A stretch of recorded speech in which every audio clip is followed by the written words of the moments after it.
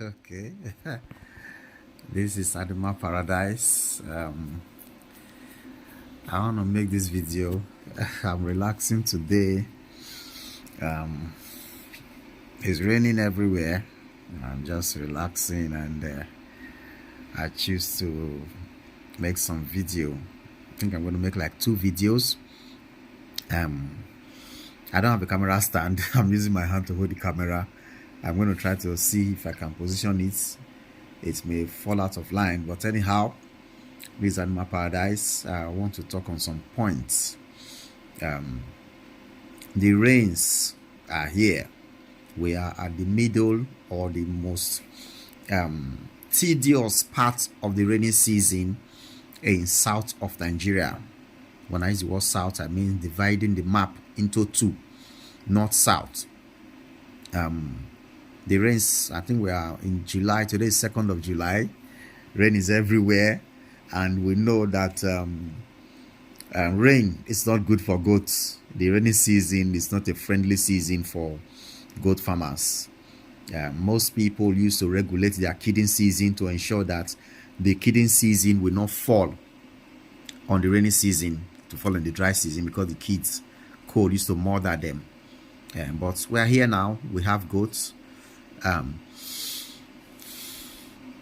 If you cross your goats to ensure that they give birth in the dry season, that kidding season for your farm is dry season, and some of them have miscarriage and get pregnant along the way, it's going to still fall on rainy season. But as a farmer, you must learn to be swift. You must learn to attain excellence in the dry season and also attain excellence in the rainy season. I'm going to share some points on how to attain excellence in the rainy season. The rainy season is cold, and we know that. I don't know what is responsible, but the world is not the way it used to be. The food we eat is not as fruit we eat is not as quality as it used to be. The meat we eat is not as quality as it used to be 30 years ago, when meat was meat, when animals were animals. Things were better. I think that both the drugs, the fertilizer, this farming system, those days was more natural and better and original than we have now. Those days we don't hear anything like cold disturbing goats, but now cold used to disturb goats. As funny as it sounds, cold used to disturb goats nowadays. So if you are having a farm and rainy season is here, ensure that you warm their pen. You warm their pen. Find a warming system for your pen. A warming system can mean open flame firewood. You put it at the center of the pen, where the wood that you use in building the pen, if the fire will not get to those woods. That is one. You can use open fire. Like we in Animal Paradise, we used to use open fire. It's open fire. Though a lot of people have their own disadvantage about it, but the way our pen is built, between one wood that is standing the pen and the other one, there is a big space for the pen that has wood. We have pen that we built with wood, and then we cover it with zinc, which was the very first pen we built in the farm that is in the bush.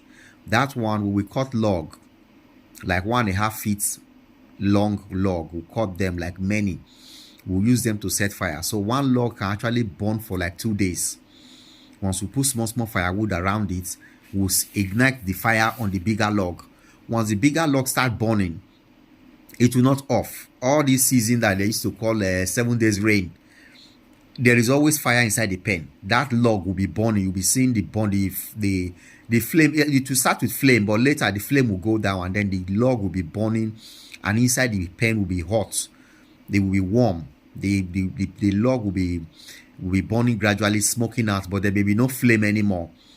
So it can last for 2 days, sometimes 3 days. That particular one will be there. We'll now bring another one when it's small and put it close to it. Then the smaller one that is burning, we ignite the new bigger one that we brought. We cut those logs and we store them somewhere where rain will not beat them. So they are there. This season we will use. Next season we'll see cut and join the ones that is left. We will use. We have a pen in town that we build with block. It's block. All the places is block. That one we put drum. The pen we put drum down, half drum. You cut drum into half. You set fire inside. You'll be putting firewood. It will be burning. Later you meet some charcoals inside, but we are not using charcoal. We'll add more fire. Excuse me. The next day we add more fire and continue burning it to be giving heat inside the pen, because the goat need it. Even you, the human being, once you walk into that pen, if you are outside, everywhere is cold, you will not just feel any difference. But once you walk into that pen and spend some time there, you will now realize that you're feeling okay. You were outside since, so you were just managing along with the cold. But once you enter inside the warm pen and the fire is giving warm there, you will now see your temperature, your body now regulating to become more okay. And then you yourself will know that, okay, if I'm okay because of this heat here, then the goat also will also enjoy it. I seen it. So they will enjoy it. So we put fire in the pen. This is the season to put fire. Someone said that the goats may fall into the fire and burn. They are goats. We call them goats, but they are not really goats. They have sense. They are not goats in the context in which we use goat for a human being. When you call a human being goat, you know what it means. But when you call a goat, it doesn't mean what a goat means when you use it for a human being. I see it. So the goats are very intelligent. You think they'll fall into the fire. They will not fall into the fire. They will lie down close to the fire, but they will not get burnt. They won't get burnt. I see it. So set fire for them. They need it. Build your pen in a way that will give them comfort. Comfort. It's a shelter. The pen is a shelter. Let it shelter the animals. Let it shelter them from sun. Let it shelter them from rain. Let it shelter them from cold. And because majorly, that's what the shelter does for we human beings. If everywhere is cold, you say, hey, lock door, lock window, there's cold, off the fan. As you off the fan for human beings, you on the fire for the goats. So there's cold, you close the door, close the window, you on the heater. Yeah. In some places, in some countries that have snow, they have what's called heater inside the room. They on their heater to give them heat. You must also on a heater for your animals also to give them heat. The heater can be firewood. It can be charcoal. Yes, charcoal. At the same time, it can also be heat lamp. And somebody created a solar powered stove. Yes, solar powered stove. I was thinking that solar powered stove can serve. I was thinking that the solar powered stove can serve as a heater for goat farmers. I took time to study it. I was so happy when I saw it, thinking that once the solar charges the battery can store up any power that you can use to power the heater later in the night. But after much research on it, and I saw that the solar power stove is actually a charcoal pot. A charcoal pot that they use the solar to make fan, to be blowing the charcoal to burn faster. So it's just a charcoal system, not a kind of a solar powered heater. I was thinking the solar, we have a device connected to it that will be producing heat, not knowing that it was charcoal they connected to it. So we have firewood. You can use firewood, but if you have irresponsible workers, because some of the farmers are not available in the farm, they are overseas, they are out of the state, out of the farm, they have some boys there working for them. If you know that they are not responsible enough, don't allow them to use open flame fire. Our own open flame, the woods are far from each other. The wood standing the pen are far from each other. We have a position, we position it. The firewood itself is the only one that burns. And after it catch, the flame will off. Then the firewood will be burning gradually like charcoal. But it will not show flame anymore. I see it, that's for us. While some other people have charcoal, you get a drum or a charcoal pot like the poultry use, put some charcoals inside, and put the fire. Put enough charcoal. Over the years, you should be able to calculate how much the quantity of charcoal that can burn from evening till morning. Not that you set the fire, then later around 10 o'clock the fire will go off. And you calculate it, and then you put fire for them, and then we have heat lamp. Okay, for those that have electricity or a source of electricity, whether by solar or by hydropower, you can buy heat lamp. Heat lamp is like electric bulb. You put it there. Some of them are red, some of them are different colors. You put it there, you on it. Electricity will on it like bulb, but the essence is to be producing heat. It will be producing heat for the whole pen. The pen will be warm. So anyhow, create heat for your goats this season that everywhere is cold. Tell the workers to lock the doors, lock the windows, and then we advise Animal Paradise. I advise that if you are in southern Nigeria, you should build your pen with brick. Use brick to build your pen, not wood. Wood does not help in this cold season. It doesn't help, but brick will help. Build the whole place like a hall, a small hall. And then through research recently, we have come to find out that those people who have ceiling, there's what we call ceiling. Once you roof your house, there's a ceiling board. Those people who have ceiling in their kidding pen, they have zero mortality. While those people who don't have ceiling in their kidding pen, in their kids pen, they have some percentage of mortality. If you have ceiling will keep the cold out. The babies will be doing well. So if you're going to build a kid pen, build it with block and also put ceiling in the kid pen so that cold will not enter there. Put door, put window, lock the door, lock the windows. In the morning, open the door, open the window, sweep the place, or the workers should sweep the place, and then you close the door, close the window, the workers will sweep the pen, then the goats will be doing well. They'll be doing well. So ensure that your workers put fire for the goats this season, and also ensure that the animals are vaccinated. If you vaccinate your general herd, the new babies that came, ensure that they are vaccinated.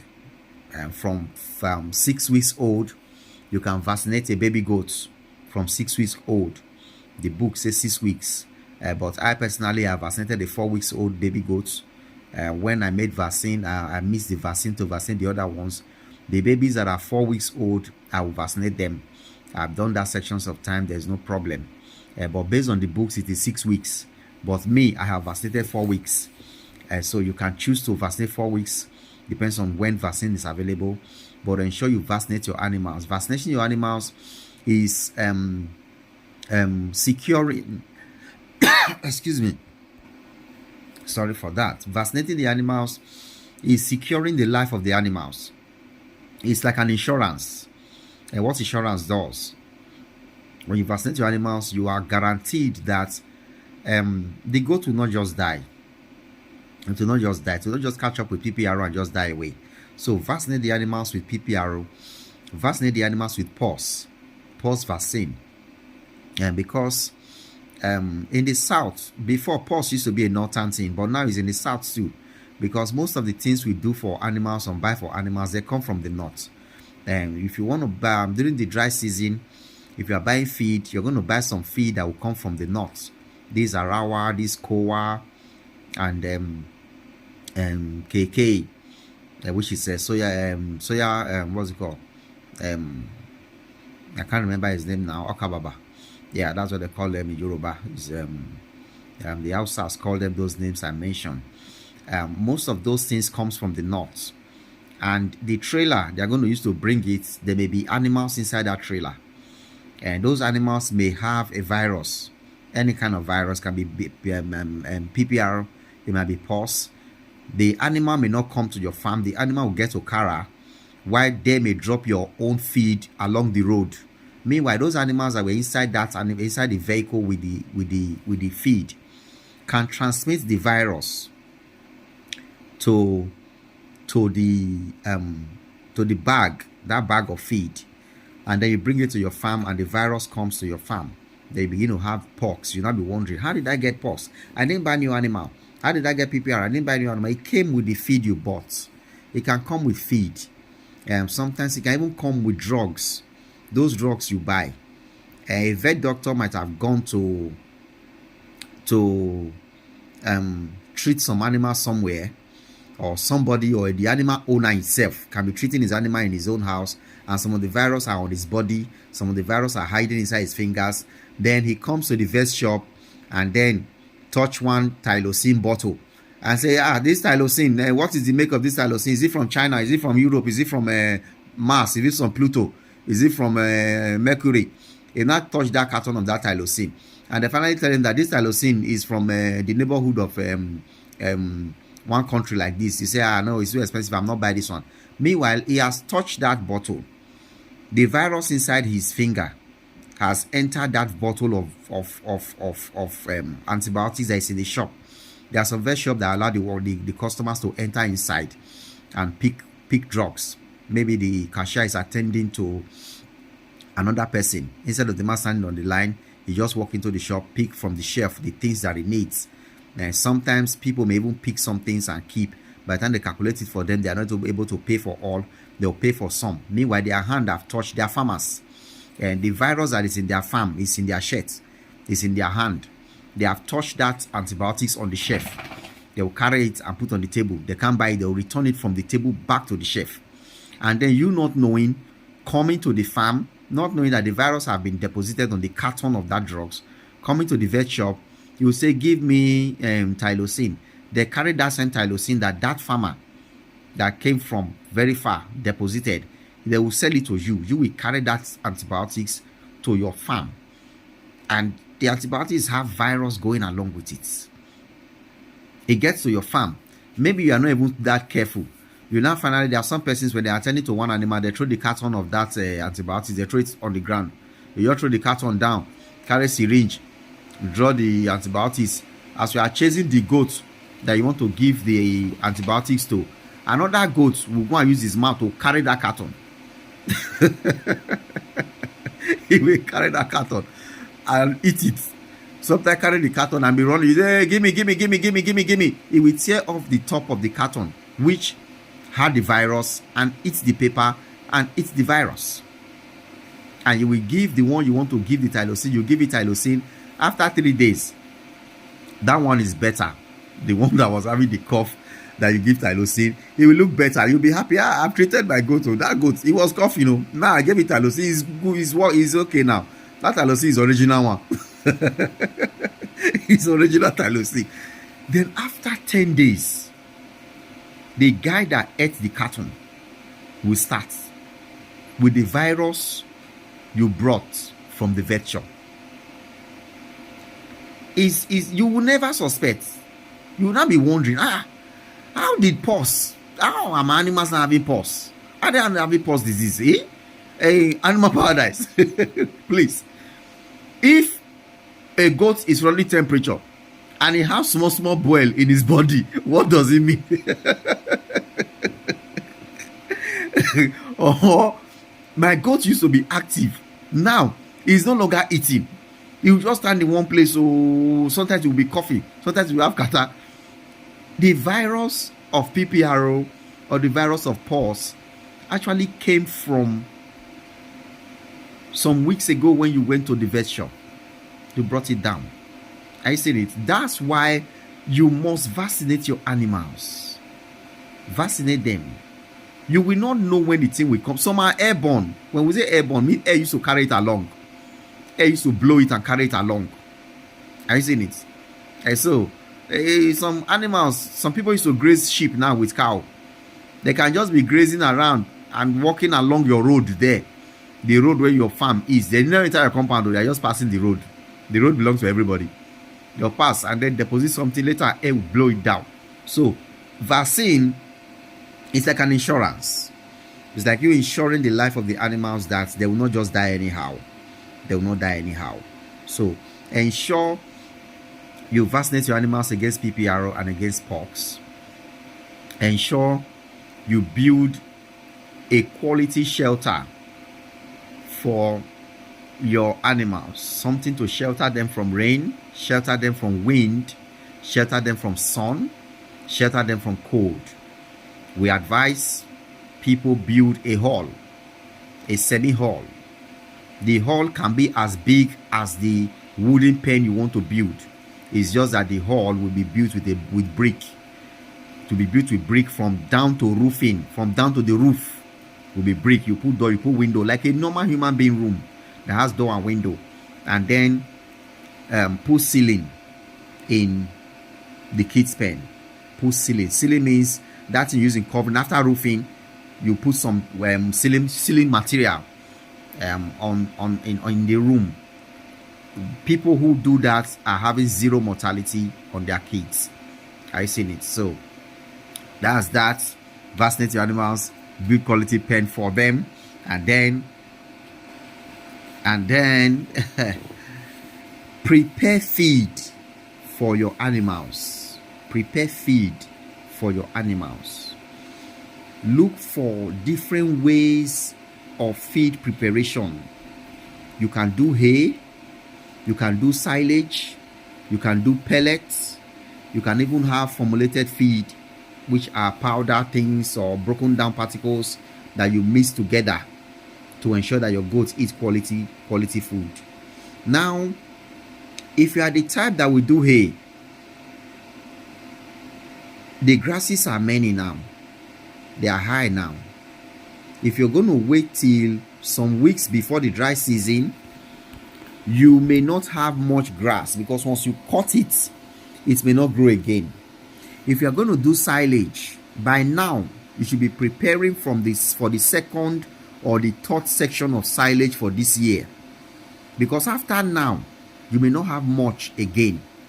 If you don't cut your grasses and prepare them and keep them now, at the end of August, we are looking at dry season. We are approaching dry season.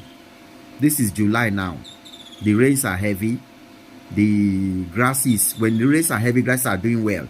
So now that they are doing well, cut them and keep them. Cut them and keep them. Cutting and keeping means cut them, turn them to hay and keep them. Cut them, turn them to silage and keep them. Because you will be needing it in the dry season. You'll be needing it in the dry season. So the next dry season that is coming, this is the time you can actually prepare for that dry season. You don't have to wait for dry season to come before you start preparing for dry season. So also rainy season, you don't have to wait for rainy season to come. It's when you are in the rainy season like this, you will be preparing for dry season, because there is surplus of feed now, or rather there is surplus of the green grass, the green feed now. Those green feed, there is surplus of it now. Anyone you have, bracharia, any kind of green grasses you have or green fodder you have for your animals, the green feed is surplus now. Cut them, process them, and keep them, because you will be needing it. You'll be needing it. Like we in Animal Paradise, we don't do silage. I'm not trying to discourage anybody from doing silage, but we don't do it. We tried it some time. We now realize that the cost of doing silage is very expensive for us. Maybe because of the location we are in, or maybe because of my own kind of person. I'm not really a fan of crop farming.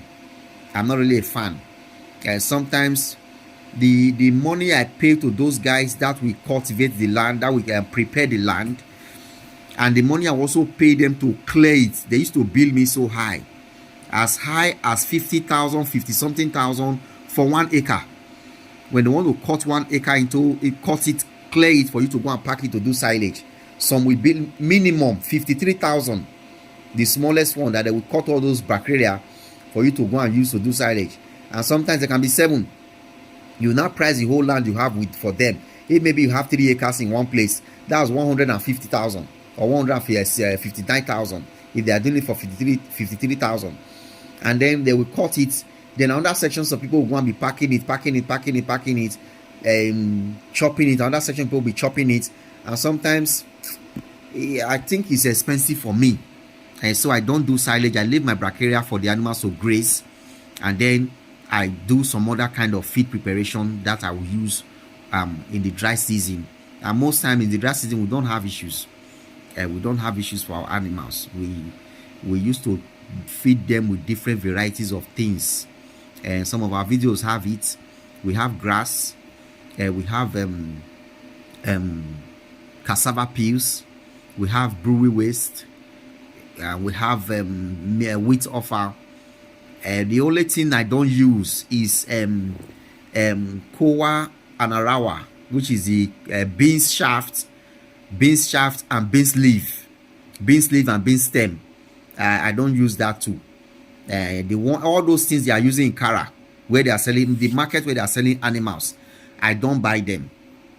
I don't buy them. We have other things we source out that we are using to feed the animals in the dry season. But some of them you still have to book down, order down, prepare down, bag them. You bag them in bags and keep them.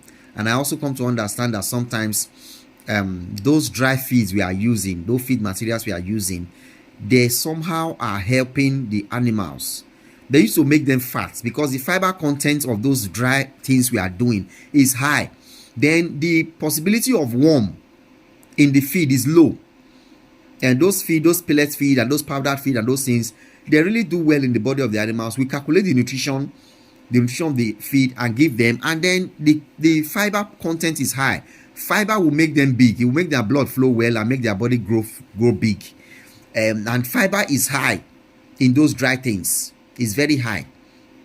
And then the ones grazing, they have worms, but the ones eating pellet feed, we don't use worm for them, with the wormers for them like that, because they don't always have worms. The worms, they don't have anywhere they can come in contact with worms. There are some sections of animals we have in one place. It's only pellets they used to eat. They don't eat grasses. The grass inside where they are saying they have finish it. So even though this is rainy season, grass doesn't grow there because they are always there to pick it what is coming out. But we bring feed, pellet feed for them. And sometimes we cut the bracharia and chaff cut it and spread it inside a room or a hall, inside the ground. You spread it on the floor where rain will not beat it. We leave it there 2-3 days. It will wet. The water moisture content will reduce. When it reduces, we will mix it with all those meat materials, put it inside the pelletizer, because whatever you put inside the pelletizer needs to still be wet a little bit. If it's not wet, it will not be binding together. There's a quantity of moisture that should be on the material you want to pellet. So the grasses that are not so dried, we serve with the water in it, will serve as a moisture for the materials you want to pellet. So instead of all the dusty things, as you mix them with the grasses, as it's coming out, it will be coming out well, because the grasses are making them wet, and the pellet will be very good and very quality. Are you seeing it? And then we also learned recently that the quality of the pelletizer you use, the pelletizer machine you use, will determine the quality of pellet you will get. If you use a locally fabricated pelletizer, a machine pelletizer, a locally fabricated one, the pellet will be breaking off. They will be losing.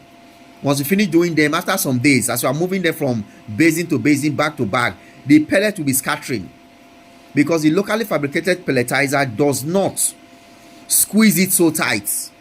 But the quality pelletizer, which is the foreign one, you used to squeeze it so tight, and then it has a kind of a steam. Once it produces the pellet out, the pellet will be hot, because the dice inside is, as it's rotating around, is hot.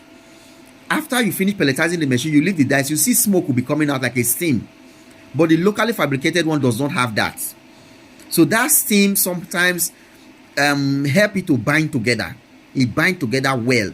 You can move it. Any pellet you make with the foreign pelletizer, you can move it from place to place. It will not scatter. It will not lose. It will not break. Are you seeing it? So, and then the locally fabricated ones, when they make pellets, you cannot keep them for a long time. They'll be forming as if they want to spoil. I don't know why it is like that. But the foreign one that has heat and is hot when it's coming out, sometimes it looks as if it's more dry. I think so. I cannot explain why. Because last time I didn't make a video of it. Me and my friend, we made a pellet with the local machine, and we found out that it wasn't lasting long. Even though when they finished doing it, they put it on a dryer. They have a very big dryer. They put it on the dryer for more than 3 hours. The thing was trying to dry. But my friend has called me now to tell me that the 200 kg we made, some of them are getting spoiled. There are some colorings like a mold. Like a mold is on the pellets. Why the ones we made with my own pellet machine, you keep them there. They'll just be there. Nothing. We pellet them. We don't dry them. Once we don't have a dryer. Once we finish doing the pellet, we just throw it on the ground, on the ordinary ground, for it to cold. Because when it's coming out, it's hot. It will just get cold. Once it gets cold, you put them in bag, you tie them, you keep them. It will just be there. To be there.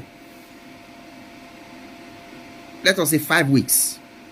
We've kept for 5 weeks and we open the bag. It's just the way you kept it. Nothing. The only thing is that don't put the bag on ordinary ground. You're going to put some wooden plank on the floor and put the bags on top. So that you don't have contact with the cold ground. They are just there. You open it. It is the way you put it in that you will meet it. It will not have mold on it. But the one we did with the locally pelletized machine, notice there was no smoke. No. It wasn't hot. When it was coming out, it wasn't hot. And then later I started having issues, even though they put it on the dryer. But anyhow, prepare feed for your animals. This rainy season, they may have 1 or 2 things to be biting from any corner of the land, but a time will come that whatsoever they are eating now will not be available. The grasses will not be there. So you must just be swift to ensure that you don't have to allow malnutrition to set in before you start looking for feed to feed your animals. Meanwhile, I'm going to talk about signs of malnutrition in your herd. Signs of malnutrition in your herd. And when your workers or your manager wakes up in the morning, the first thing he does is to, we call it health check, is to do health check. Health check means checking the health of the animals. You will come and look at each one. I think I said it in one of the video. Was it a video or was our evening programs where we said that? You look at the face of the animal. You look at the bum on the animal. Then you look at the body of the animal. Early morning, your animal should not have wet nose. Wet nose. They're having wet nose is a sign of vaccine failure or vaccine expiring. Maybe the duration of the vaccine you're giving them, it has gotten to 6 months in their body. When you see them in the morning, it's not like catarrh like that, but the in between their two nose, the corner there, the center of their nose will be wet. You'll see something that look like catarrh, but it's not major catarrh. It's catarrh in a way. It's catarrh in disguise. You either renew the vaccine of the animals. If it's not so worse, the case is not so worse. When they enter into the sun and sun have hit them up, renew all their vaccine. We know that the vaccine is about to expire or it's getting towards expiration, and then you plan to renew the vaccine of the body when you see that some of your animals are having wet nose. And then if they're having major catarrh, you treat them. They're having cough, you treat them before you revaccinate them again. You don't have to wait for those signs to kill the animal first before you know that something is wrong. And then when your workers open the pen in the morning, they check all the animals. They check their face. Is the nose dried? Is there any swollen on the face? Is there any swollen on the jaw? They check their bum. Is there any wetness of the tail? Is the tail wet? You check the tail. Is it wet? If it is wet, what is responsible for the wetness? Is the wetness is it as a result of diarrhea or is as a result of heat? There are some animals that are on heat. Some liquid will be coming out and then they'll use their tail to clean it.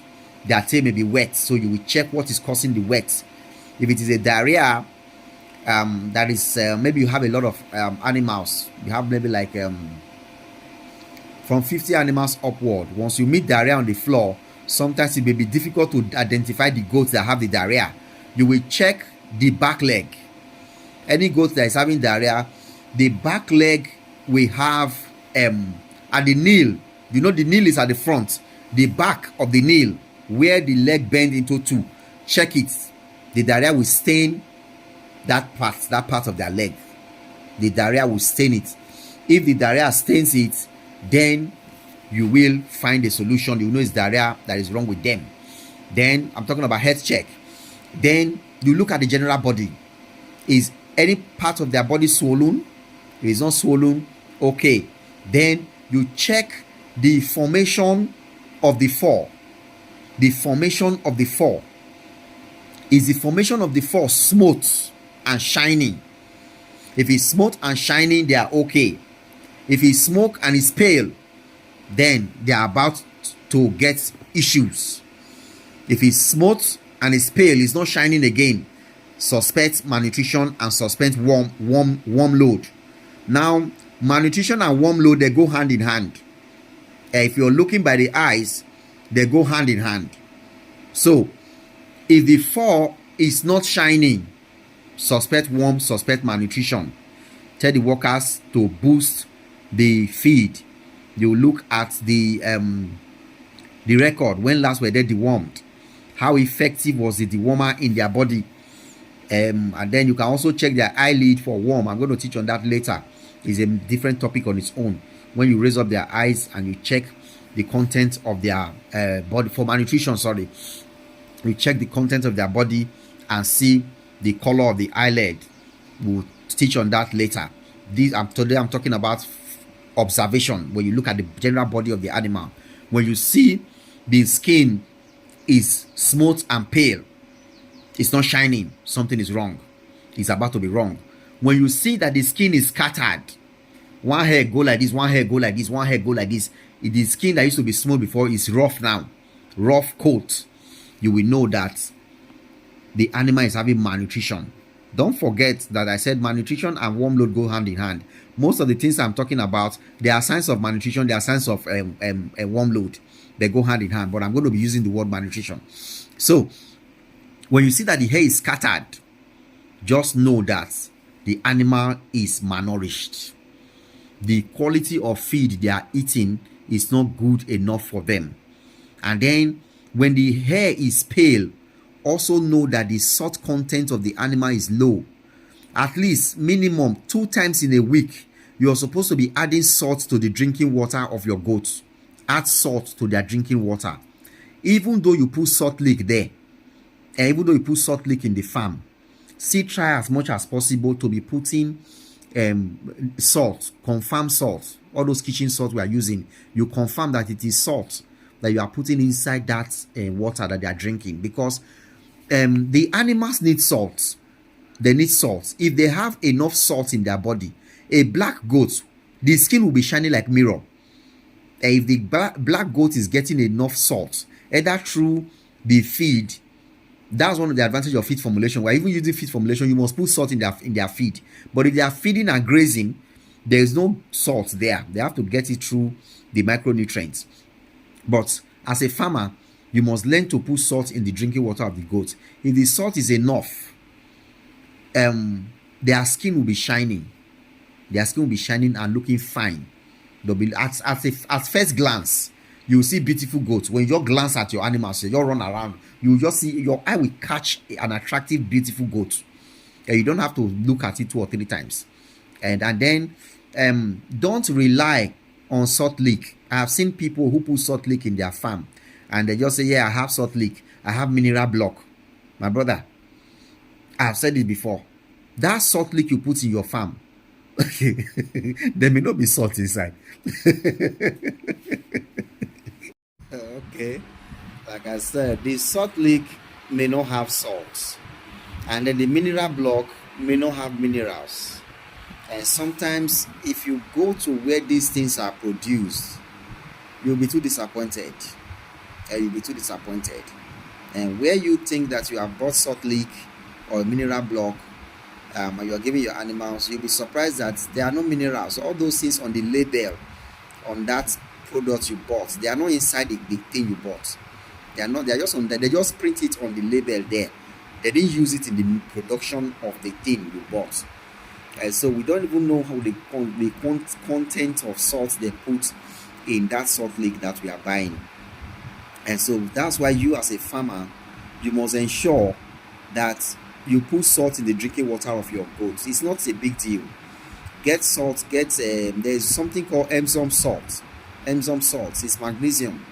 You grind it, mix it with your kitchen salt, put it inside a big jar, a big 20-liter jar in your farm. Fill it with salt, fill it with that Epsom salt, mix them together, put it there. Anytime they want to give your animals drinking water, they can just carry one hand, pinch it with one full hand, 5 fingers. They pinch it with 5 fingers, put it inside their drinking water, and give them.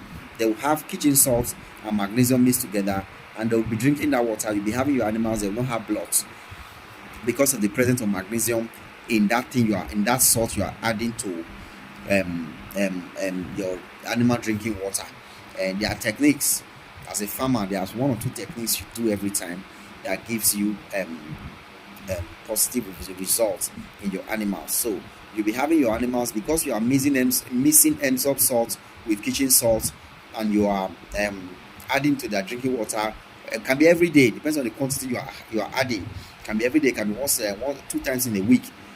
The animals will be drinking it, their body will be shining, and they will never have blood, that gas that used to be in their stomach, because of the content of magnesium in their water. They will not have blood. So also, when it comes to this feed formulation, there are so many other things we add to the feed formulation. That's why you see someone like me being passionate about the feed formulation, because I'm really able to create feed like acts. I design the feed. I add this, I add that, I add this, I add that. I know the animals need this and need that. I add it. There's what we call premix. Though we don't have goat premix in Nigeria right now, some people are able to get it from South Africa, but we in Nigeria, we are not able to get goat premix for the formulation of feed. But we used to get poultry premix to join the formulation of feed and mix it, and then we add some other things that I cannot say in the camera. I can't say them in camera. There are so many other things we add to the formulation of feed. There are normal things that goats used to eat, but you just add it to it, and then your goats will be doing very, very well. They'll be doing very, very well. And then apart from this roughness of the coat or roughness of the hair in their body, a goat is not supposed to be slim and having slim stomach. A goat is not supposed to be fit. Goat does not have 6-pack. A goat does not have 6-pack. A goat is supposed to have pot belly. So once your goat is standing and is facing you, the stomach is supposed to bulge out on the right and bulge out on the left. It doesn't have to be pregnant. You have to be fed quality feed to the fact that, or to the point that, the stomach will bulge out on the right and bulge out on the left. So if your goat is having 6-pack, they are not feeding that goat well. If you see the stomach is slim and it go inside, that goat is not eating well. Now, a goat in the market is different from a goat in the farm. A goat in the market is like a slave in slave trade, while a goat in the farm is an ajebota living in his father's house. When ajebota is living in his father's house, you go to fridge, you carry mineral. You go to kitchen, you carry corn beef. You go to the other side, you carry geisha. You go to the other side, you carry bread. You go to the other side, you carry egg. Bread and egg. That is an ajebota living in his father's house. But a slave trade, a slave who is in the slave market, will eat once in 2 days. That's what the animals in the market are. From when they bought them and transport them, they have not been feeding them well. And when they are even in the market, they used to feed them with something that will make their stomach swell. That doesn't mean it's a quality feed. The nutrition content of it is not to survive them. And it's not to make them live well. It's just to survive them till you buy them and kill them. So sometimes you can see some of those Sokoto red goats in the market. They have slim stomach. Their stomach go inside. They are under suffering. The one in the farm is under enjoyment. The goat in the farm is not supposed to eat 3 square meal. The goat in the farm is to eat uninterruptedly. When you put food in their feeding trough, they will eat. They will live there. Food will still be there. They will go and relax and be chewing the cord. After finishing chewing the cord, they will come back to meet food inside their feeding trough. So teach your workers the formula of feeding goats. The feeding trough should not be empty if they are not grazing.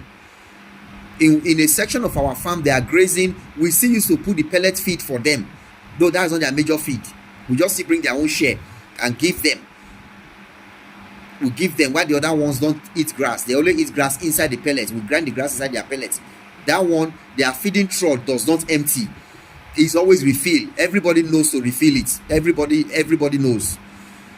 All the adults knows, all the children knows, everybody knows. Even the visitors knows. The children who comes to play in my house, they know. When they walk past, go and check goat and the feeding trough is empty, they'll go and carry food and turn inside that feeding trough. They don't have to tell anybody. They are my children's friends. They know all of them used to take care of the goat. So they know that the feeding trough is not supposed to be empty. So everybody puts food. So teach your worker the formula. When you do that, you will get the result of goat farming. When the feeding is uninterrupted, in 5 months your goat will give birth and the baby will be okay, the mother will be okay. Because not feeding them well will lead to malnutrition. Now malnutrition is one of the major things that hinders population and repopulation of goat farm. When your goat farm is not increasing in number, malnutrition is a major cause. If you have vaccinated them, give them quality pen to sleep, they are not eating quality feed, that malnutrition will be affecting them in different ways, of which I will talk about today. The point 1 and point 2 I'm talking about is, if you are looking through the camera, you are a boss, you are looking through the camera, ensure that you are seeing a goat that is not slim, a goat that has a pot belly on the right, pot belly on the left. That's what guarantees that they are fed well. And we know that whatsoever the goats in the farm eat is something we have put down for them to eat. Why the goats in the market may have a pot belly as a result of, somebody told me one time that the market people used to put nylon inside the stomach of the goats, and some of them used to give them coke to drink, that when goats drink coke, the thing will form gas in their stomach and their stomach will look big.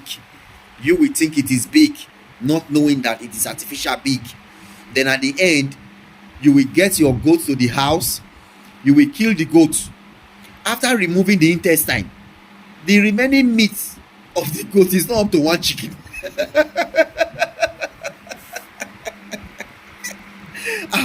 You will say, I think so that goat that we kill just now.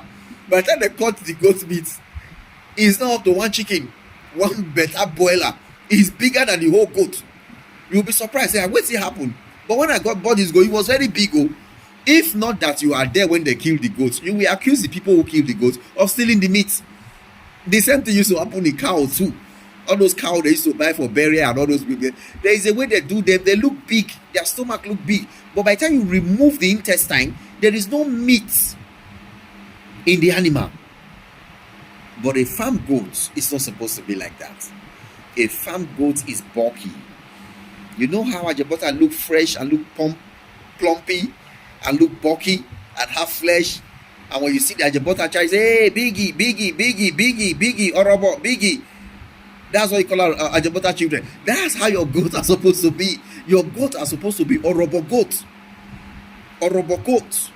They'll be fat, have meat, because they are eating quantity and eating quality.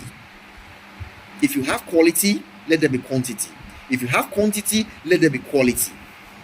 Because people can pack quantity for goats and the quantity does not have protein, it doesn't have protein, it doesn't have carbohydrate, it doesn't have energy, it doesn't have minerals, it's just quantity. It's many. But if it is many, whatever feed you're giving them that is many must be of quality also. Something that will nourish their body. Your goats should not have kwashoko. Don't go and be having kwashoko goats in your farm. Their stomach is big, their body is lean. We have that in the market. They have a way of making the stomach big. But for the farmer, let your goats have pot belly. They don't have to be pregnant to have that, on the left and on the right. And then another point I want to share under malnutrition if your goat is not eating well, they will not be coming on heat. If they don't come on heat, they cannot get pregnant. And if they manage to come on heat, they will have miscarriage and abortion. Are you seeing it?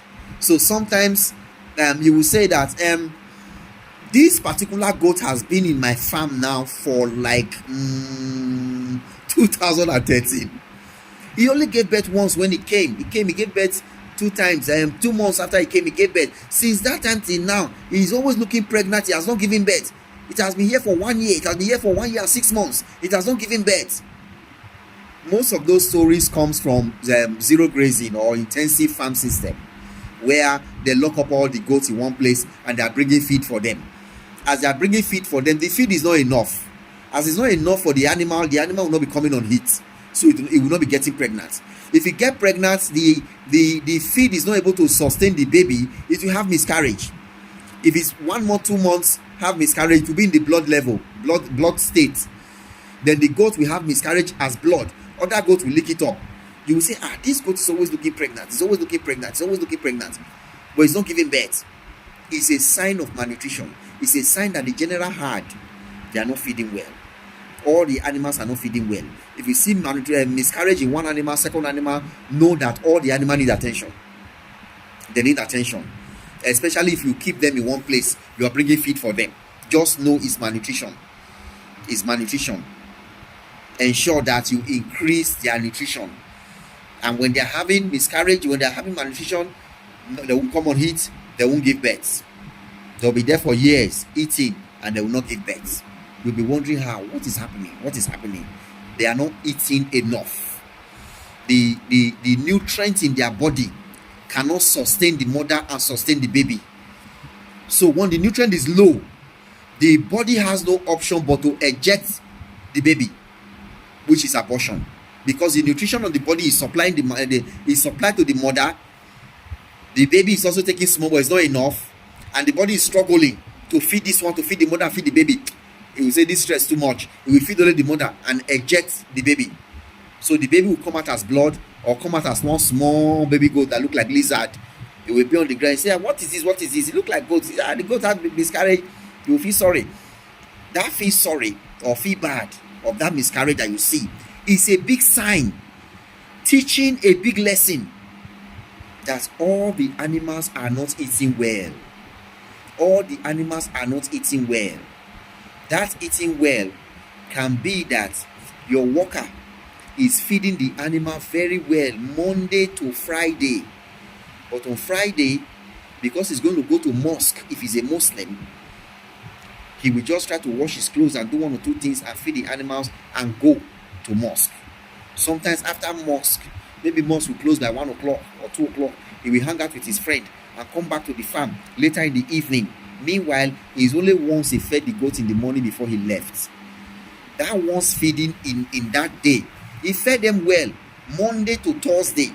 Saturday, Sunday is going to feed them well, but because he didn't feed them well that one Saturday, Friday, that can lead to miscarriage.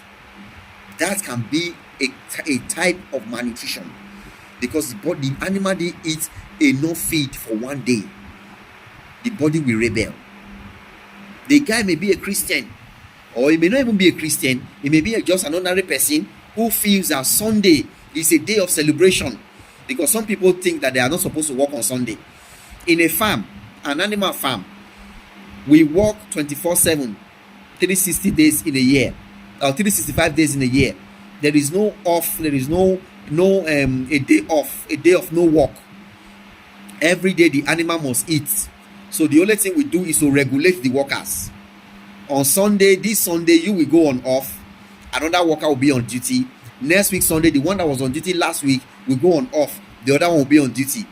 If you want to do it 2 weeks, 2 times in a month, or you want to do it, one will go off on Saturday, will resume on Sunday morning, another will go off on Sunday and resume on Monday. If you want to do it like that. But for us in Animal Paradise, we give you, if there are 3 workers, one will go off this Sunday, the other will go off the other Sunday, the other will go off the other Sunday, the other will go off the other Sunday, the other will go off the other Sunday. So that's how we do our own in Animal Paradise. Sometimes in a month, one worker may get like 2 days maximum. Sometimes can even fall on 1 day. in a month to go off, because every day is off for them. Every day is off, because the location of the farm is inside the bush. One person cannot be there, but the work there is not up to one person. It's only to sweep the pen and give them water, which can be done within 1 hour. If you want to go and sweep the pen while the goats are staying inside there in the morning, you can sweep. You want to sweep it after the goat come out to go and graze, you will go there and sweep from 10 o'clock to 12 o'clock, 10 o'clock to 12 o'clock. They can sweep anytime. There's a worker I have, he used to sweep around 12. He says he want the urine to dry well before he will sweep, so that it will not be gumming the shit as he's sweeping it. So he released the animals by 10 o'clock. He will still go and relax, and then he will go and sweep from 12 o'clock. That was how he was doing his own. While there's one other guy I have, whether it's Shegun, that was his name. The guy is always fast, very fast. He's just trying to do his job so that he can go and smoke Morocco. Smoke Indian hemp. So he wakes up in the morning while the goats are still inside the pen. He will just carry broom. As he's sweeping, they'll be running up and down, running up and down. He will just sweep the whole pen. Sometimes 7 o'clock, before 7:30, he has finished sweeping the pen, sweep it well. He will pack all the shit away and throw away, and then go back to one under the pawpaw. Under the pawpaw there, he will now start wrapping what is wrapping. Wrapping the Indian hemp he want to smoke. He's going to be there till around 4. He will just be there under that tree. He will drink gari. He will use pawpaw to drink gari, and use pineapple to drink gari, and be smoking his Indian hemp. He doesn't want to cook. If other people cook and they give him, he will eat. But he's so lazy, he doesn't want to cook. He will be eating pawpaw and gari, pawpaw and pineapple. But he will sweep the pen. He does it excellently, and he doesn't wait. Before everybody wakes up, he has swept the pen. That is who he is and how he does his job. That's why there are 3, because the place is far in the bush. One person can't be there. 2 people are there. What if one want to go off and go to village or go away? We remember. So we have 3 of them there doing nothing, but we are paying them. The minimum is receiving 50,000 naira, while the other one is receiving 80,000. We are paying them. I seen it. So sometimes when the workers want to go on off that day, or they want to go to village to go and flex that day, the animal may not eat well. And some of those boys who like to enjoy Sunday, they may feed the animal very well, but once it is 12 o'clock that they want to go and do Sunday, they will just leave Sunday 12 o'clock, and the animals will not eat again till Monday. And by 12, the animals are supposed to still eat like 2 times more, or rather they are supposed to still fill their feeding trough like 2 times more before night. I seen it. So these are small things, because the worker want to go to village, the worker want to go to market, the worker want to go and sew his shoe, the worker wants to go and sew his slippers. He will leave the farm and go away, and the worker want to go and check his girlfriend. Some of these workers, they like girls. They want to go and check their girlfriend. They will just carry farm bike and move. Some of them will even go to that girl's house and go and be helping the girl to peel gari and fry gari. They will carry your farm bike with your fuel and drive down to village and go and stay and be peeling gari and washing gari and frying gari for their girlfriend's father and mother. And all of them will be gisting and playing. The father and mother will think that this boy, they help us. They don't know he has a plan. He's coming for their daughter. Meanwhile, all this is useful demonstration. They are affecting your animals. For the time he is there, your animals will not eat well. You will call him, you say, oh God, don't give them food in the morning. The one you gave them in the morning, can he actually supply the nourishment they need till in the evening? That is a big question. I see it. So those are some of the small things that used to cause malnutrition. And another sign of malnutrition is pale color and then dirty whites. I used to call it dirty whites. We have sections of white animals in my farm. They are white. If you see that the white color is dirty, know that the animal is having malnutrition. It has even been having malnutrition for more than 2 weeks. It has not been feeding well for close to 2 weeks. The dirtier the whites, the higher the malnutrition level or the worm level, because malnutrition and worm goes together. I see. You want to treat malnutrition, you treat worm. I see it. So if the whites, especially those white rams and white sheep, if they are looking dirty, the back, the bum down to the nail, the bum down to the nail region. If they are looking dirty, the tail is looking dirty, know that animal need to be dewormed, and then the feeding should be increased. That's some people would think that because the animal sit down on a dirty floor, a dirty sand, that's why it's dirty. No, it is malnutrition that is causing it. So once you come to your farm, as you glance around your animals, looking at them, they are running up and down, you're checking each one, checking what is wrong with them, Is this one shining? Is this one the hair? Is it smooth? Is it rough? Is it black? The white one, is it dirty? Is it brownish in color? If the white animal is brownish in color, you will know it is having malnutrition.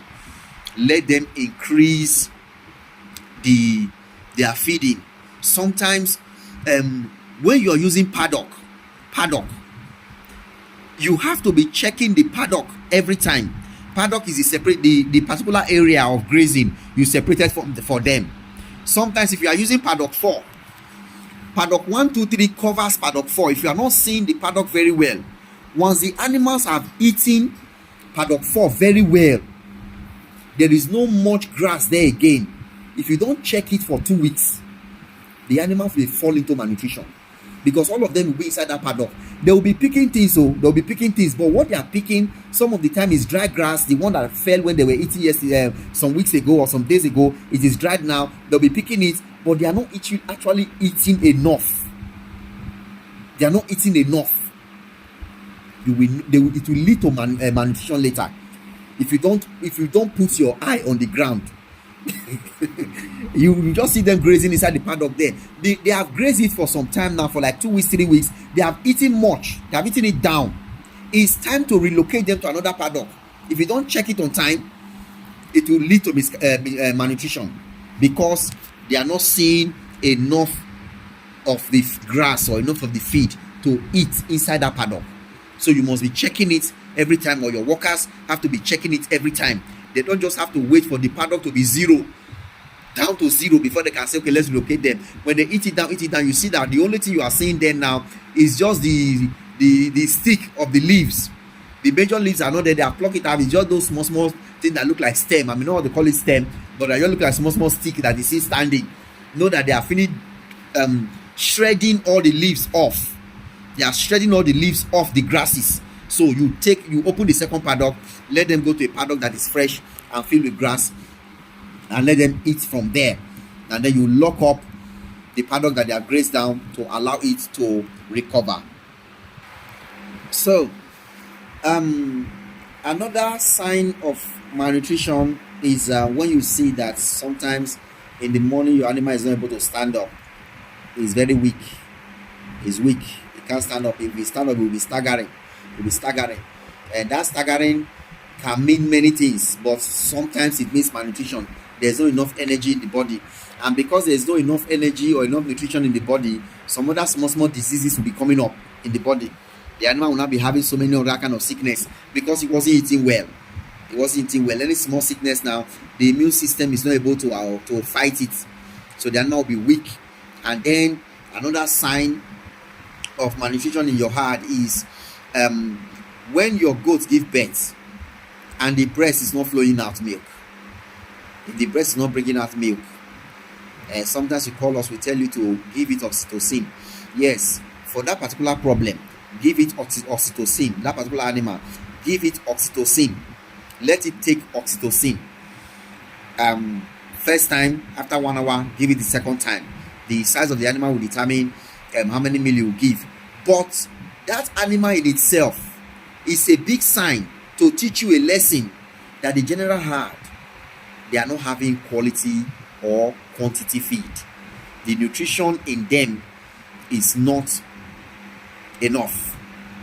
So you will swing into action. As this one give birth, the baby breast is not flowing milk. Animal Paradise, what do we do? Yes, do what you have to do for the breast to flow milk, but go back to the general herd and arrest the malnutrition before it will spread. And sometimes you will notice some of the people who have the experience of having an animal that gives birth, the breast is not flowing milk. If you look that day to 5 months ago, you will see they have been having sections of miscarriages inside the animals. Some animals have been having miscarriages. Some may even born, the baby cannot stand up. They will born, the baby will die. It's a type of miscarriage. And all these are signs that malnutrition is going up and down inside the herd. So you quickly arrest it. As you see an animal have miscarriage, quickly boost the feed. How do you boost your feed? Sometimes whatsoever you are feeding them with, fine, no problem. If your animals are not so many, you can boost them by buying poultry finisher. There's a feed they give to broiler animals when they are like 2 weeks to go and sell them, or a week. They call it finisher. Go and buy it, give it your animals to eat. If you see that malnutrition is running up and down with them, and maybe many of them are pregnant, give them that finisher, let them eat, so that they will carry that pregnancy and deliver successfully. We call it boosting. You can buy poultry finisher and boost them. You can quickly go to town and buy feed materials and mix it together. You don't have to have a pelletizer. If you get brewing waste, you get wheat offal. Wheat offal is dusa. You get dusa. You get beans shaft. You get PKC. You get rice husk or rice shaft or rice brown. Mix all these things together. Pour it in their feeding trough. Let them eat. If it is only dusa you are able to get dusa. Pour it in their feeding trough. Let them eat. If the dusa is also dry, pour it in their feeding trough. If the dusa is dry, mix it with water. Sprinkle water on it. Let it mix up so that it will not be producing dust and making them sneeze. Sprinkle water on it. Give them. Let them chew it. Can be one bag of dusa. If you have 50 animals, one bag of dusa, spread it around for them. Let them eat. When they eat and go and drink water, and hey, you will even see them. They'll go and lie down somewhere. They'll go and lie down and relax.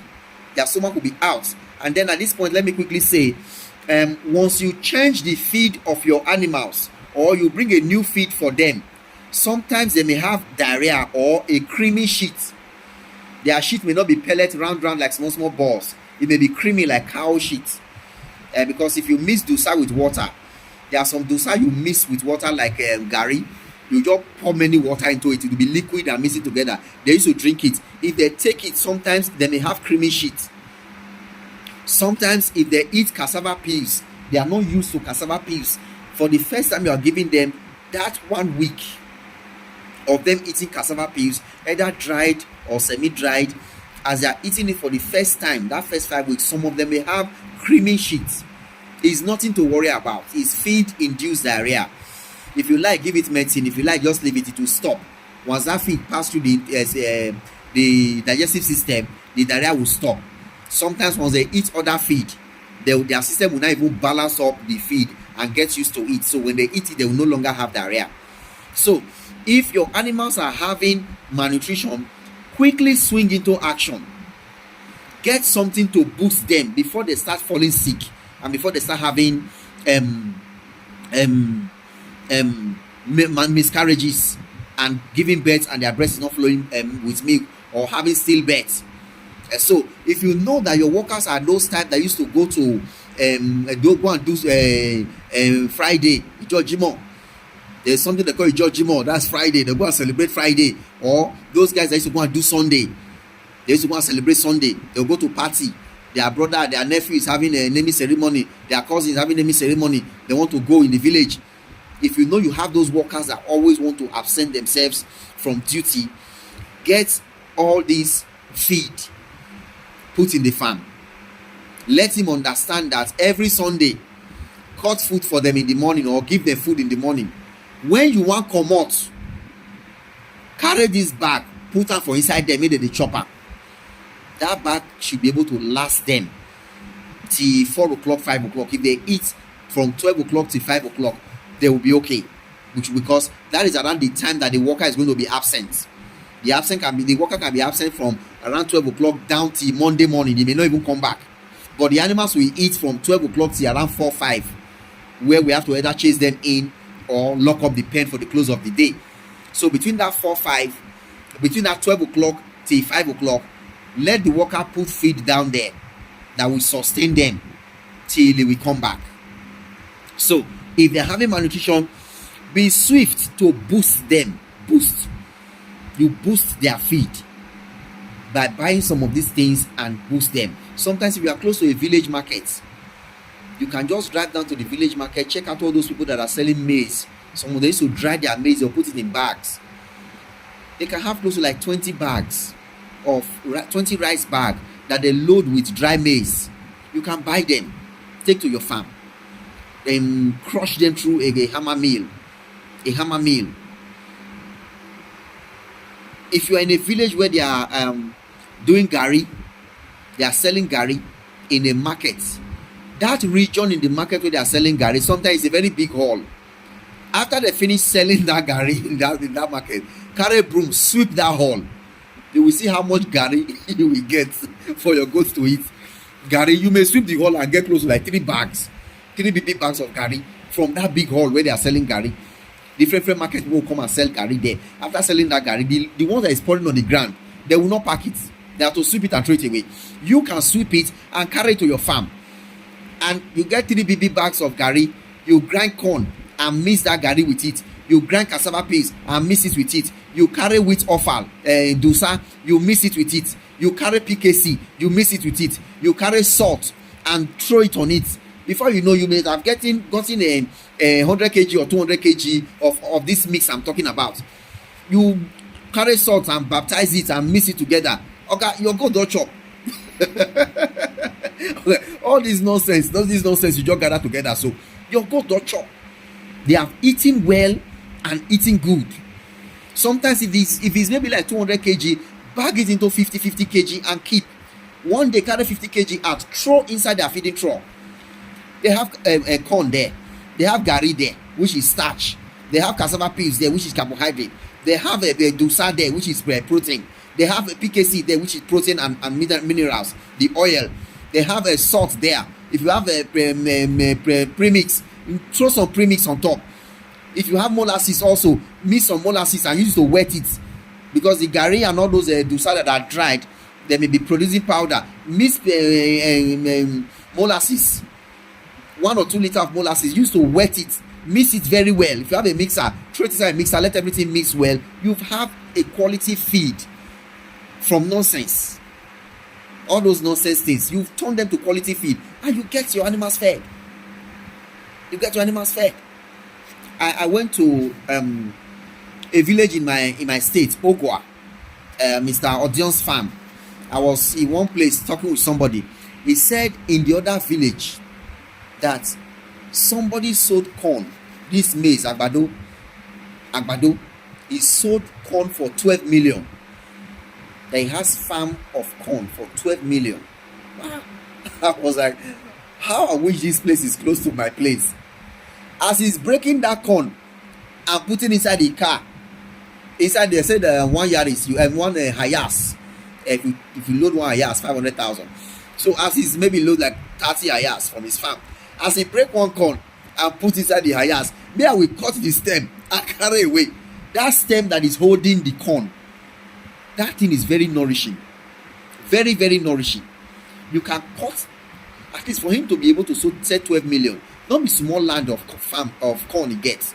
If you are able to harvest all those things, take it through the chaff cutter.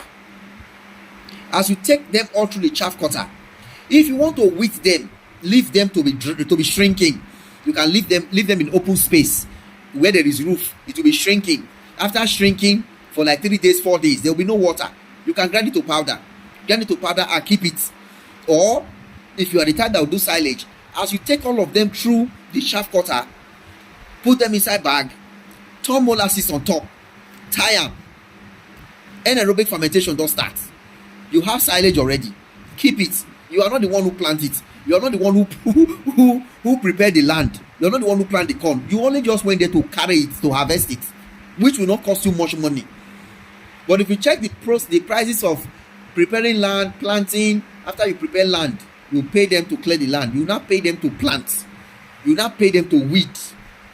Sometimes you may weed 2 times, depends on where you plant the bracharia or plant whatever grass or anything. You may weed 2 times. All those things, if you check the cost, that's why we don't do silage. But if you see somebody that has prepared his own land, carry the corn cob and take away, he's going to leave the remaining corn for waste. That waste is useless to him. If you even come and tell him that you want to help him to cut those corn, he will be happy, thinking that you are helping him, not knowing that you are helping your own business. Are you seeing it? So from nonsense, you can actually create quality feed for your animals. Are you seeing it? I think one of the disadvantages of this is when the farmer is not on ground. And sometimes you may know what to do. Someone like me now, most of these things are easy for me because I am the manager of my farm. I'm the number one worker. I'm the manager. All those other workers, they are just workers. I'm the one to say what to do, when to do, how to do, what to do. And then I'm always available. And that's why I may be able to make use of all these free things, turn them around, and turn them to some better, make better use of them. Like the cassava piece in our village there now, we have carried the one we can carry. We have filled up our capacity. The thing is still there in the village in different meal. We are not able to. We never even finish using the one we have. I see it. It's free, and it's a high source of carbohydrate for the animals. Very good for them. If there is cassava in your feed, cassava peels in your feed, you will see the torso that will be coming out from the body of your goats. They'll be having flesh and muscle. Their shoulders will be full. You'll see the animals doing well because of the cassava in the feed. It will be full. But those ones that are eating only grass, and sometimes especially elephant grass, they will not have that torso. They will just be existing. They will not have that fatness, except you are feeding them with the bracharia. If you are feeding them with bracharia, you will see that they'll be having that torso. But I see some people who are making silage with elephant grass. They are making silage with elephant grass because it is many where they are, but it is not a good feed. The man is going to watch this video. I've told you before. I'm still saying it again. Don't base your feed on elephant grass. Even the goats in the village, they don't eat elephant grass. They used to move from place to place. In the next video I'm going to talk about the difference between free range goats and grazing goats. There's a difference between them. This is Animal Paradise. I've been talking about malnutrition and the science. When you wake up in the morning, check your animals. Teach your workers to check the animals. Even though you are far away, create a WhatsApp system where you can train your animals and train your workers. Teach them the do's and the don'ts. Teach them how to do what to do, when to do what to do, because they may know what to do, they may not know when. They may not know how, what extent, what depth should they do this thing to. So put yourself on a video call on WhatsApp. Let them be watching their phone. There can be 3, 4, 5 watching one phone while you are standing in a place in the country where you are, in a corner of your room. Put a board on the put your camera facing your board, and then lecture them. Let them be watching you, teaching them, and watch you teach them. Because some of these people may want to work, but they have not worked in a goat farm before. They need someone to teach them what to do. And then we have oversabi workers, oversabi manager. You say goats. You say yes. I was selling goats in my father's house. We have 700 goats. Even right now, as I'm standing here now, I still have 20 goats. Even yesterday, they told me 7 of my goats have given birth in my village. But I'm here. I want to work. That person will ruin your farm. If you see people like that, don't employ them. And don't think that you are going to get help. They will destroy your farm with their oversabi. You will teach them. You will tell them what to do. They will think they know what to do. They want to do something else. They will do what is in their mind, not knowing that there is a difference between the goat they are running in the village and the goat that is in the farm. The goat in the village is on free range. He goes where he wants to go and eat anything he wants to eat. And sometimes they eat human food. It's different from the goat you have limited. You have restricted him to a particular area, and you are feeding him with a particular feed. He does not have options. He does not have varieties to choose from. The varieties comes once in a while. So it's a different way you take care of them. The quality of fat in their body, in the body of the goats in the farm, is different from the quality of fat in the body, the oil, fat and oil, I mean, the fat, yes, FAT, is different from the fat in the village goats. The fat in the village goats can withstand cold. The fat in the goats in the farm cannot. It's just like the body of a vegetarian and the body of a non-vegetarian. They both look, the vegetarian skin can be looking shiny and looking healthy, but there is no enough energy for his body. There's a particular word, virtue, stamina. Where the village goat will have energy and is running, the farm goats may not have that same energy, that same fat to withstand cold. The fat is light, but it's big. He has muscle, he has flesh, but the fat is light because of the limitation in the feed is eating. While the village goat, the fat is thick, is condensed fat, is thick. It will withstand much cold than that one in the farm.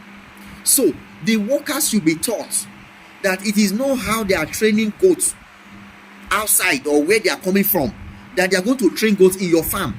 Teach them the uniqueness in your farm and the way to handle your animals. Sometimes we say, I want to get Fulani,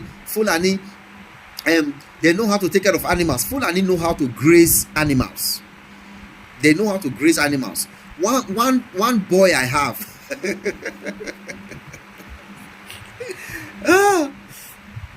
the most lazy human being I've ever seen is a Fulani. He actually came to my farm by himself. He said he's a boy, young boy, maybe like 23 years, 25 years. He said he heard that they are training animals inside this place. That he came from their place to this place. That he want to come and be helping us to take care of our animals. Because I didn't know why he came. It was later I knew why he came. Because some of the boys in the village who comes to the village, they comes there to work with cutlass, clearing and weeding and doing farm work, peeling garri and carrying load. He was lazy. He wasn't able to do all that one. The only thing he could do was to graze cow, and he knows how to graze it very well. He now came to our place, and I said, in this our place, once it's raining like this, we used to go and cut grass for them. Oh. He now carried cutlass one day to go and cut grass for goat. He cut some few grass and just lie down. I waited. I don't see this guy. Make this guy come out, make I can't go where they go. He didn't come out. He just cut grass small. By the time we finally find him, is this what you have been cutting since? He speak outside, go here, speak outside, go there, speak outside, go there. Before the other man was not telling me that he's very lazy. He doesn't know how to use cutlass to clear grass, to cut grass for goats. And I said, okay. So what do we do now? I've already given him advance of his salary. I've given him his salary is 50,000. I've given him 25,000 from the first day he came to work. I just gave him that money to buy food stuff and be eating. At least that one will carry him till after half of the month. Then I'll give him 10,000 again. Then by month ending, I'll give him 15,000 and I'll add 10,000 to it to push him, to help him balance up. That's how we used to do our workers. But do you know that this boy cannot cut grass for goats, but he can graze Nigerian animals? Nigerian dwarf. The Nigerian dwarf goats. This guy opened gates for them and led them out to go and eat in the same place he was supposed to cut grass to go and give them. He led them down there and grazed them. They ate from morning till night and he controlled all of them back. He actually controlled all of them back to the pen. All those other guys were looking at him, but that is his own skill. So sometimes we say that the uniqueness of everyone is in his creation. So, but sometimes let us be careful with those guys. Teach them how to operate your farm. The way they were operating where they are coming from is not the way they are going to operate your farm. Most of those boys who claim to have experience, they have actually spoiled more things at their exit than they did where they were coming from. They'll tell you they do this, they do that, but when they come to your farm, they will spoil many things. By the time you pursue them, you now look back at the things they have really spoiled since they came. You will so regret. So it is good as a farmer, teach your workers how to operate your farm. Now there's something we are doing for all those farms that are in the mentorship club now. We are actually, if you register and join the mentorship club, we will create a WhatsApp group with you, your workers, and us. We will be there. Anything happens on the farm, the workers will put it on the group. Everybody will see it. Instead of them telling Oga, they will tell Oga that the goat is bending his head like this. The Oga will not tell Animal Paradise that the goat is bending his head like that. So sometimes when information passes from one person to another person, it seems to be reducing. It is not the way it was from the beginning. So what we do now is to create a farm group. If your farm is ABCD, A to Z farm, we will create a WhatsApp group called A to Z farm. The owner, who is a registered member of the mentorship club, will be there. All the workers will be there at any point in time with the farm phone, giving us reports. We have sections of people who the owner of the farm registered for the mentorship club and tells us to add their workers. We add their workers to the mentorship club, but at the end, the worker will leave the farm and another worker will be the one in the farm, not the one we added to the mentorship club. So once you register for the mentorship club now, what we tell you to do is, I'm the one that always create it. I'll create a WhatsApp group with the owner of the mentorship club and the workers, or the farm, the video phone that is in the farm, so that they can be giving us video reports. Sometimes I can call the farm and say, okay, put this phone on video, move to this direction. I want to see that goat that we were talking about yesterday. I want to see this corner. I want to see this corner. I want to see this corner. Why is the pen not covered? He said, Oga, the trampoline dot here. Trampoline here. Why did you replace it? He said, we tell Oga saying go send money. We will see it together. We will be seeing it. Oga will be seeing it. I seen it. So that's what we do on the mentorship club program. For the farms that are registered under the mentorship club. This is Animal Paradise. This video is going to be more than 1 hour. The first one is like 30 minutes. This other one is like 48 minutes. A call interrupted that other one. I'm going to merge it together and post it. We have shared on how to identify malnutrition in your goats. I'm going to make another video with another point just now. Thank you for watching our videos. Thank you for those guys that are subscribed, and those other ones that are commenting, and those other ones that have moved up from the YouTube down to the WhatsApp group. Thank you for being there. Thank you very much. This is Animal Paradise signing out.